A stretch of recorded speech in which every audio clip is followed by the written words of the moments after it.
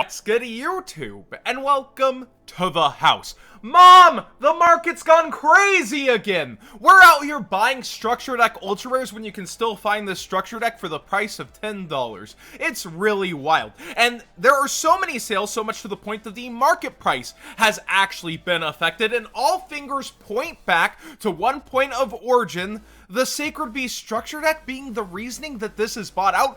Please, if you have any more sane reason for this being bought out, tell me in the comment section down below. But we do get stupid buyouts from time to time whenever a Structure Deck releases and everybody scrambles for something they either should have already had access to if they wanted it, slash will not see enough competitive play for it to matter. Now, backing to this card, I love this card. If it was not in a Structure Deck, it would be worth way more. It's seen competitive play. You know, Sky Strikers used Ray the Tribute. You brought this guy out. It helps alleviate what you're going to have to play against by getting rid of stuff out of your opponent's hands. It has a great level. Rip Thunder Dragon Colossus. It was also played in those decks and is searchable by Melody. It has a ton going for it. I'm not discounting this card, but the fact that it comes from the Lair Structure Deck, which Konami could print at any point in time that they please, such as the Hero Strike Structure Deck, which none of the singles were really coveted on the secondary market. It's just that that sealed Structure Deck was up in price. Well, there's plenty of ways for this to happen, and the Structure Deck, of course, bought out to this point too.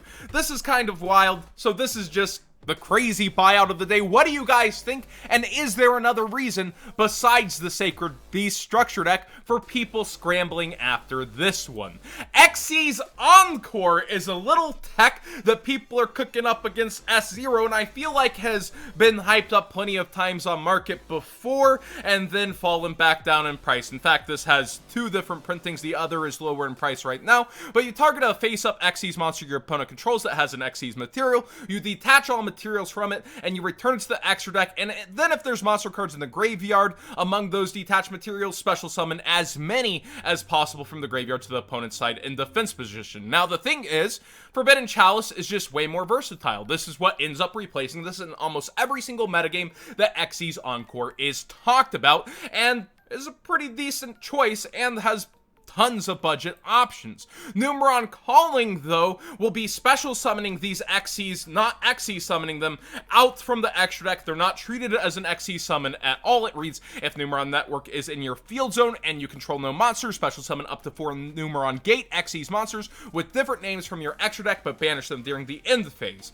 And then it restricts your summoning. This is a highly wanted card for Numerons, so if you're using Xyz's Encore, they're not properly summoned, they're going to stay in the graveyard because they can't be brought back. It's not like it just ignores the summoning condition. So it does take away the body on board you would have to deal with Chalice, but I still like Chalice because it's more diverse against other decks. You can play this against True King of All Calamities, for example, that's still running around with dinosaurs. And when it comes to S0, this is a card you probably should consider getting the super rare of even sooner than later, and we've seen a higher buyout on the jump version.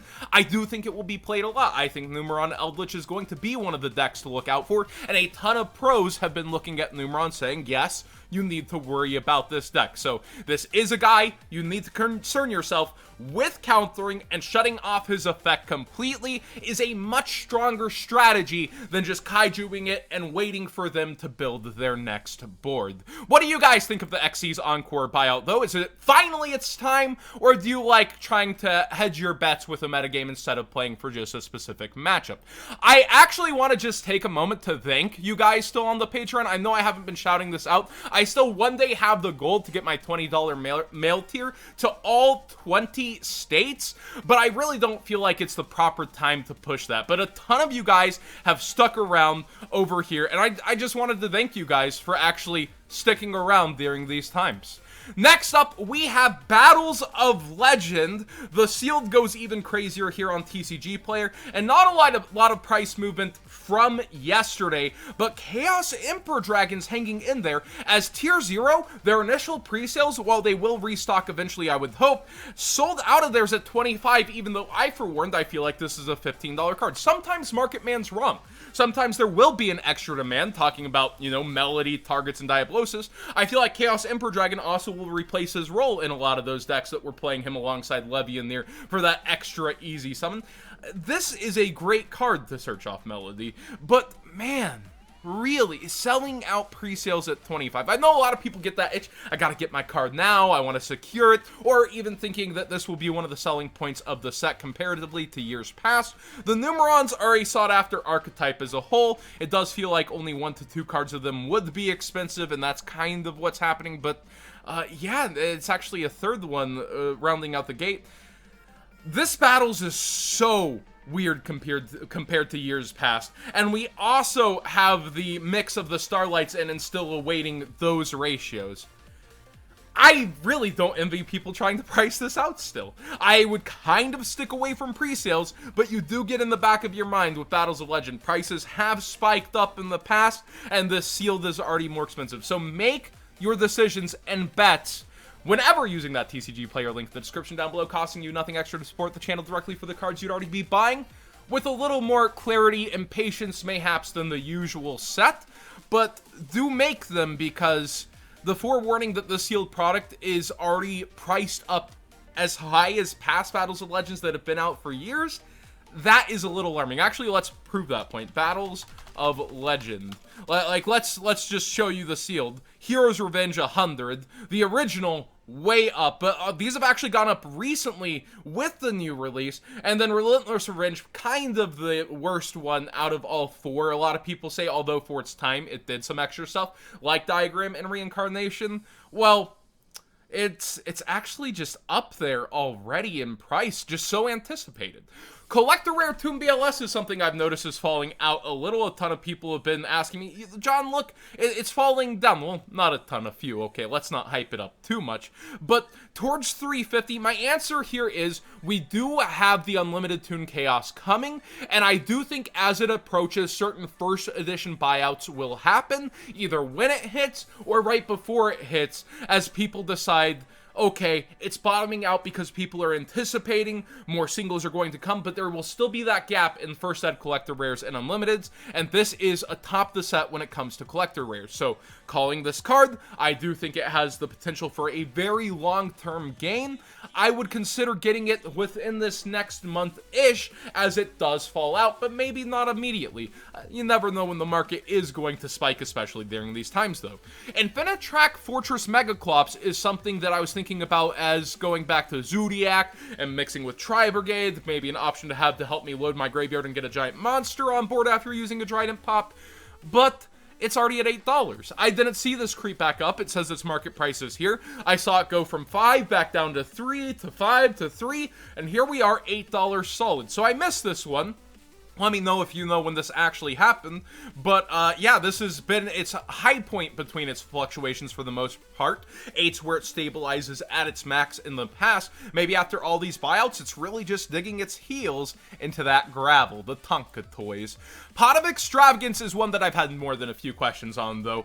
People are wondering, John, do you think I get it now? Do I wait for the Megaton spoiler? Do you think it could be in Gold Series? There's so many places Extravagance can actually drop itself, but I have a feeling, and this is pure speculation by the way, that this is similar to Ash Blossom, Phantasme, other such cards, Impermanence, where it got its reprint early and it will be used again later towards a March set or something more important that Konami wants to hype up. We do see its ultra rare rebounding in price. That will get a little bit of a coolant as we get Unlimited Toon Chaos, and it won't have the first ed stamp, so you'll have cheaper copies there. But with them already rewaving that product, I can't see them shoving it in the 10s personally, but you still run that risk. So it is good to wait. It is good to have patience. You can't actually call what Konami's gonna do. My personal speculation is just the past history that Konami's had with cards like this, and learning from that history, but they still could do anything they realistically want. So sometimes, even with Market Man and Market Watch, there's no good answer. It's still a risky call. If there were ever sure things, everybody would just be making a ton of money. Code Radiator is up in price even further. Every time I look, it's gone back from 8 to 11 to now 14. I like the card and what it does, but it's a tech option when it comes to code talkers. And I feel like it went up a little more because Code Generator came out, people wanted to finish their decks, and while the effect does help you break boards with relative decency, changing attacks to 0 and negating effects, and you can do this to up to 2 monsters, well, they would just negate this effect in the first place with one of their negates that negates monster effects. Point being, when it comes to the code talkers, what you're often looking for is extension through an ash blossom or something like that. So you're looking for cards that continuously gain you advantage, such as this being able to either Foolish Burial something you'll recur or add something to your hand. You're looking for the ability to continue to build your board and break it with the monsters themselves. I would think you'd run something like Dark Ruler and the more over this, and then try to U-Link, even though that doesn't stop special summoning anymore in general from the extra deck. It will stop Link monsters. My point being, it feels like you can run better cards over and comes down to a tech option for those that play it. Let me know, though, if you're a code talker expert, what you really feel about this card, and if it does deserve its price point. It's kind of a top fist of the gadgets right now, which is thirsty for any kind of value. The Fire Fists are getting looked at thanks to Tri-Brigade, but they aren't the premier thing people are going after. You can't Panda, I believe, is what the experts have told me, but you can still play them, and they can do crazy stuff. It's not an archetype to be underestimated. But really, Code Radiator atop the set now that Scrap Recycler's fallen out in value a lot. Prank Kids, speaking of side sets, are settling out a little bit, and people seem surprised by this, that it's not going up as stonk. It takes a really particular person to play Prank Kids, like real dedication to learn to not only deal with your bricks, but also learn the routes where you're going, and I see people take the decks in different way. For example, Dark Law is something I might consider picking up if you're a Prank Kid player, because certain people play Mass Change number 2 in variants of this, and it works out really well with their ending boards, I feel like. But or they just play Shadow Mist sometimes and they go different routes with it rather than Mass Change number 2. It's been a while, okay? I just know that Dark Law, they end up playing that. My point being, Prank Kids, it's a very tight knit community, and the people excited about it most likely already had it, so it's vendors mostly trying to flip things on each other rather than people that actually bought it in preparation to play this deck. And with that, the cooling prices continue to come. I definitely do think it's a good deck moving forward, but it's a particular deck, and to learn to play through hand traps and bricks, it's rough. Thank you for watching today's Market Watch. Please subscribe if you haven't already. Give this video a thumbs up if you enjoyed the conversation. And let me know with the craziness that happens throughout these Market Watches what you think of everything going on.